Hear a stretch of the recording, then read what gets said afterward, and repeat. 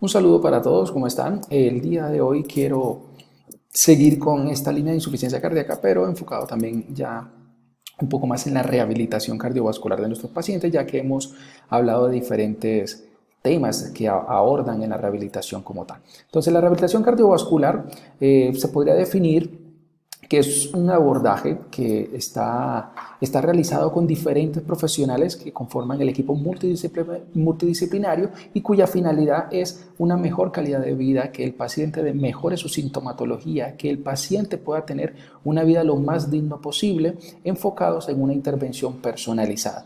Ahora bien, la Organización Mundial de la Salud nos menciona que es ese conjunto de actividades en donde la finalidad es mejorar al paciente desde el punto de vista físico, mental, social, lo más que se pueda para tener una calidad de vida lo más normal posible. Ahora bien, la rehabilitación cardiovascular tiene muchos beneficios y por lo tanto está agrupado en dos pequeños grupos. Nosotros tenemos los beneficios que generan alrededor de esta rehabilitación cardiovascular es relacionada con ¿qué? Con el tipo de ejercicio que haga. El paciente puede hacer su ejercicio aeróbico de prescripción, de coordinación, de fuerza, de un entrenamiento también, solamente una caminata o algo muy importante desde el punto de vista que el paciente haga su rehabilitación cardiovascular con otras personas que estén en las mismas condiciones, psicológicamente eso también le ayuda. La evidencia es alentadora. Desde el punto de vista de ejercicio aeróbico, tiene muchísimos beneficios como aumentar el gasto cardíaco, mejora la perfusión, mejora la respuesta vasodilatadora, el ventrículo le da mucho más fuerza para hacer una expulsión mayor de la sangre, pero también encontramos que todo ejercicio aeróbico, también siempre en rehabilitación cardiovascular, nosotros como rehabilitadores cardiopulmonares hacemos una asociación también con el entrenamiento de fuerza, el cual ha tenido muchísimas beneficios. Actualmente se ha demostrado y que antes no se prescribía tanto el entrenamiento de fuerza por desconocimiento y en cierto modo como por un poco de miedo debido al paciente cardiovascular y su alta prevalencia con comorbilidades y su alto riesgo cardiovascular. Pero actualmente ha demostrado muchos beneficios este entrenamiento de fuerza. Se dice que tiene una relación directa con la oxigenación, con la estancia hospitalaria, es inversamente proporcional, también es un biomarcador relacionado con mortalidad, con ictus y otras enfermedades no cardiovasculares.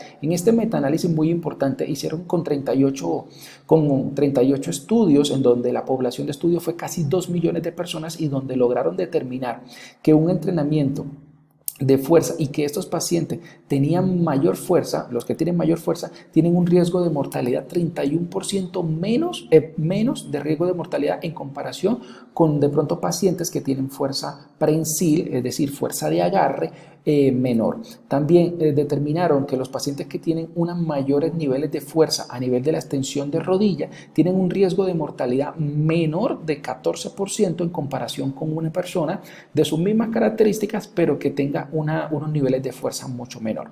Este estudio de metaanálisis es muy actual y en cierta medida pues nos está corroborando los diferentes estudios que les pongo acá abajo, en donde dice que el entrenamiento de fuerza tiene excelentes beneficios para los pacientes cardiópatas.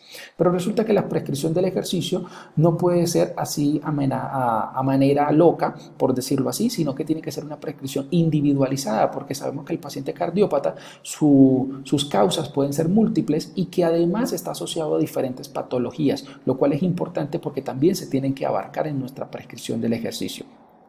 Por lo tanto, esta prescripción del ejercicio tiene que ser individualizada y que tiene que tener unos objetivos claros y que las medidas obtenidas en cada test, prueba o cuestionario que se le haga a nuestro paciente deben servir como herramienta para crear estrategias específicas de nuestro paciente. Por lo tanto, es necesario tener tres aspectos importantes. Uno, la patología de nuestro paciente, es decir, la insuficiencia cardíaca, pero también saber cuál es la causa de la insuficiencia cardíaca, ¿no es cierto? Pero además las comorbilidades, es decir, qué patologías están asociadas a la insuficiencia cardíaca que tenga mi paciente. Porque mi paciente puede tener insuficiencia cardíaca, pero también puede tener obesidad y ser hipertenso. Pero podemos encontrar otro paciente con insuficiencia cardíaca que es hipertenso, es obeso, tiene dislipidemia y tiene diabetes. Fíjense que el enfoque va a ser muy diferente a este paciente. O simplemente podemos tener el paciente que solamente tiene insuficiencia cardíaca. Además, la respuesta individual. No es lo mismo un paciente que probablemente toda su vida ha hecho ejercicio y que tuvo, por cosas del destino, tuvo un infarto agudo del miocardio y quedó con una insuficiencia cardíaca, comparado a un paciente que toda la vida ha sido sedentario, ha sido fumador, alcohólico, hipertensión, sedentarismo y múltiples patologías. ¿Qué quiere decir eso? Que a la hora de tener su rendimiento en el ejercicio va a ser muy diferente. Y algo muy importante, tener en cuenta sus resultados. ¿Cómo fue su resultado de depresión y ansiedad? Porque eso también tiene un impacto directo sobre el entrenamiento y cómo va a ser su reacción. Cómo va a ser de pronto las pruebas que le hizo, la prueba de esfuerzo, la caminata de 6 minutos. Cómo fueron sus niveles de VO2, los que está consumiendo nuestro paciente. Cuestionarios también, como les mencionaba, el de depresión, el de ansiedad, el de calidad de vida y muchísimos más que son aplicados en la rehabilitación cardiovascular. Sin embargo, todo paciente con insuficiencia cardíaca no es paciente candidato para insuficiencia cardíaca, para rehabilitación cardiovascular. ¿Por qué? Porque hay unas contraindicaciones directas que me impiden que nuestro paciente realice rehabilitación cardiovascular. Hay muchísimos consensos, hay muchísimos artículos interesantes que nos dicen cuáles son las contraindicaciones, pero a nivel de Latinoamérica yo les quiero compartir este de la revista uruguaya de cardiología, que es un consenso que nos rige a la mayoría de países latinoamericanos, en donde nos menciona las contraindicaciones, que son 14 y que son estas que yo les pongo acá. Solamente por ponerle un ejemplo, por cosas de tiempo.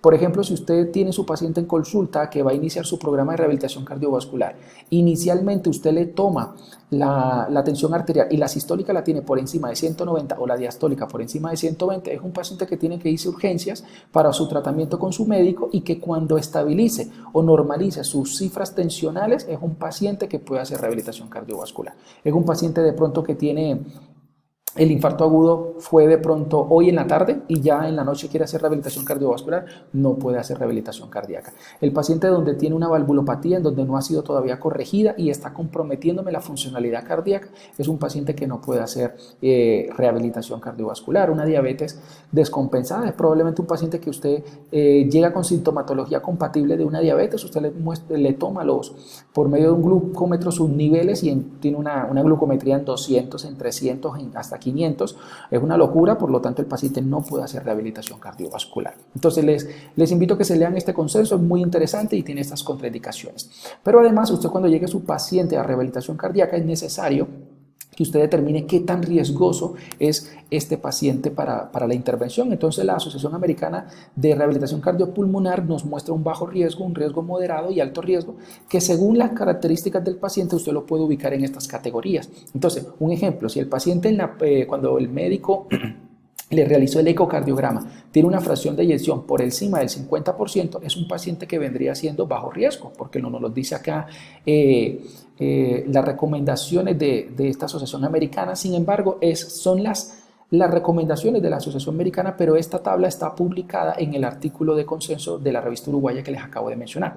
Pero si de pronto nuestro paciente, la fracción de eyección, tiene una fracción de eyección entre el 40 y 49%, es decir, que tiene una insuficiencia cardíaca con fracción de eyección preservada, es un paciente que es riesgo moderado, pero si está por debajo, es decir, una insuficiencia cardíaca con fracción de eyección reducida, es alto riesgo. Los invito a que se lean cada uno de estos ítems que son necesarios para usted poder categorizar y saber qué riesgo es su paciente. Esto es muy importante porque la rehabilitación cardiovascular, la prescripción es individualizada, pero es necesario hacer la intervención a la hora de ya tener su paciente en consulta, hacerlo de manera grupal, porque hay estudios que me determinan que esta relación con otros pacientes en las mismas condiciones tienen un impacto súper positivo a nivel de la calidad de vida, de la depresión y de la ansiedad que está alrededor del paciente con insuficiencia cardíaca. Entonces, los invito a que miren esto. ¿Por qué? Porque usted puede tener en consulta 7, 8 pacientes con insuficiencia cardíaca, pero al usted determinar qué riesgo es cada uno, usted puede determinar a quién de pronto va a estar más pendiente o a quién le va a colocar durante toda la sesión el monitor para estar determinando su actividad eléctrica y de pronto no tener un evento adverso acá en la unidad de rehabilitación cardiovascular. Entonces, esta parte es muy importante para determinar eso. Es de resaltar que la rehabilitación cardíaca tiene 4 fases. La primera fase es cuando el paciente tuvo su síndrome coronario agudo. y probablemente está muy reciente, en donde después de 48 horas el paciente empieza a hacer sus ejercicios, su rehabilitación cardíaca y es considerada como que fase 1, pero sin embargo hay que resaltar que el paciente toca ser evaluado el riesgo y que no esté contraindicado. Se empieza la fase 1 con ejercicios respiratorios, movilizaciones suaves, estiramientos y hacer que el paciente camine lo antes posible, sin embargo hay que ir a la par del paciente. Este estudio es muy importante en donde se hizo rehabilitación cardíaca pre y post de un procedimiento quirúrgico cardíaco y logró determinar que los pacientes que hacían rehabilitación cardíaca tuvo efectos muy positivos y que disminuyó su mortalidad y su estancia hospitalaria. En este otro paper que les menciono, nos menciona que hacer rehabilitación cardíaca antes de cirugía con ejercicios respiratorios, estiramientos, movilizaciones y continuarlos después de la cirugía tiene un efecto positivo porque reduce significativamente las complicaciones que el paciente pueda tener después de la cirugía a nivel respiratorio, está asociado también a menos arritmias y que su estancia hospitalaria es mucho menor en comparación con pacientes que no hacen rehabilitación cardíaca. Asimismo, es de resaltar que la fase 2 es cuando el paciente ya fue dado de alta y en su efecto ya está en su casa y va periódicamente, aproximadamente 3 veces por semana, a la clínica o al hospital para hacer su rehabilitación, en donde tiene 3 fases, en donde es el calentamiento, el entrenamiento, aproximadamente demora de 60 minutos la rehabilitación cardíaca, en algunos sitios puede demorar 1 hora y media y que según estos tiempos pues usted va a tener en cuenta cuánto de calentamiento, cuánto de entrenamiento y cuánto de enfriamiento. El paciente va de 2 a 5 veces por semana, en donde el calentamiento solamente puede ser la caminata, la charla con el paciente, ejercicios respiratorios, movilizaciones, una calistenia para prepararlo para hacer su entrenamiento de ejercicio aeróbico y entrenamiento de fuerza. Y el enfriamiento sería volver a la calma, en donde el paciente se relaje, se esté supervisando su parte hemodinámica y para que se pueda ir para su casa con los signos vitales un poco más estables. En videos posteriores les voy a hablar de prescripción del ejercicio. ¿Por qué? Porque en este estudio fíjense que nos muestra, esto es en pacientes con cardiopatías congénitas, en donde no todos los pacientes son iguales, por lo tanto tiene que ser individualizada. Si miramos una comunicación interauricular desde el punto de vista del VO2 pico, miren que los hombres es en promedio de 24, pero en las mujeres de 21. Si miramos de pronto pacientes con cardiopatías en donde terminaron con Fontan, fíjense que es de 24 en hombres y en mujeres de 20. En pacientes que de pronto tienen una transposición de grandes vasos, fíjense que el VO2, como lo pueden ver acá, es de 22, pero en mujeres es de 19. ¿Qué quiere decir esto? Que esto es solamente discriminando solamente el género y encontramos diferencias. ¿Qué quiere decir eso? Ahora imagínense si el paciente es joven y el otro es muy edad avanzada, que el paciente tiene 2 factores de riesgo, el otro tiene 7, el paciente tiene 4 comorbilidades, el otro tiene 10. Entonces, según diferentes aspectos, me pueden influir en donde el paciente, la prescripción tiene que ser individualizada. Esto es imágenes de rehabilitación cardíaca, como sería, en donde el paciente tiene que estar constantemente monitorizado y según las necesidades y como vaya avanzando el paciente, pues puede terminar con ejercicios aeróbicos en bicicleta, en banda sin fin, en los que están un poquito más avanzados y tienen un poquito más percepción buena para el ejercicio, podrían terminar inclusive con remo. Y según literatura puede que usted encuentre que la rehabilitación cardíaca puede tener fase 3 y fase 4, en donde es ya de aquí de por vida, por decirlo así, en donde la rehabilitación ya el paciente va periódicamente cada 6 meses o cada 1 año a su control, pero los ejercicios ya lo hace en casa. La prescripción, más adelante haré un video de cómo es una prescripción, pero ya en fase 3 es por encima del 75%, la fuerza es diferente en comparación con la fase 1 y la fase 2. Y estos son, pero que se los quiero decir en próximos videos como para que tengan una prescripción.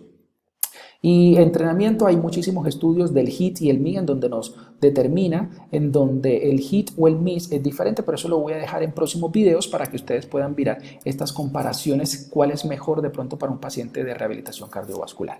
Entonces, espero que les haya parecido interesante esta rehabilitación cardiovascular y ahorita les voy a hacer rehabilitación cardíaca fase 2, una parte 2 para explicarle cuál sería el entrenamiento mejor entre ejercicio aeróbico o el ejercicio HIIT. Y en un próximo video, pues, hacerles cómo sería la prescripción del ejercicio en pacientes de rehabilitación cardíaca. Un saludo y bendiciones.